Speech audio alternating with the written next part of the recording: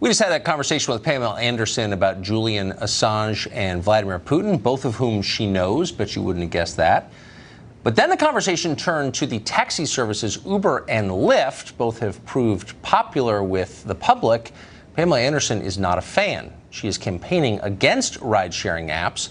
She says they exploit their drivers and endanger passengers. Watch this. You almost never hear that complaint.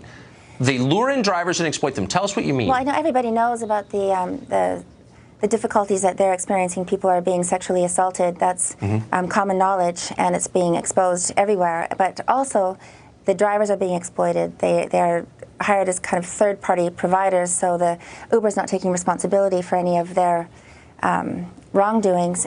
But also, we're not receiving health care. Or any of the things that they should be receiving as employees. Wait, I'm confused, though, because the people who run Uber, for example, are very socially conscious. They're progressive. They're obviously very good people. They say they're very good people, and they're also incredibly rich. Why wouldn't they pay for their health care for the drivers? I don't understand that. Exactly. That's what we're fighting for, is to have that for them, because that will also, you'll be able to get better quality drivers, more qualified drivers, and if people have real benefits and minimum wage even.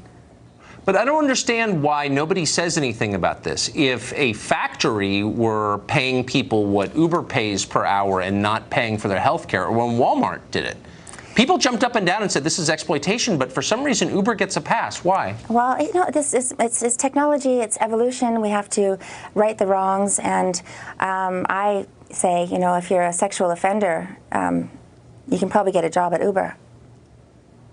You can probably be an Uber driver. They don't do the background checks. No, and I have two children. No. Well, I mean, I'm not for these ride-hail apps because it's a false sense of security. My father used to always, would pick me up at night, and we send these strangers to go pick up our children, and maybe a late night out or drinking too much, and instead of.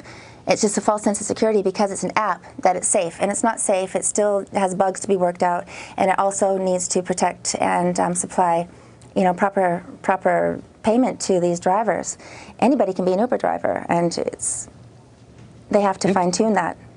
So are you saying that the billionaires who run Uber are so greedy that they won't take responsibility for their own employees, won't even admit they are employees? Well, I think that people are finding all these loopholes. They have to tighten it up. It's new, so it's sad that a lot of people are being affected like this, the actual employees, the drivers, and the drivers are the core of the business, so they can't get around that.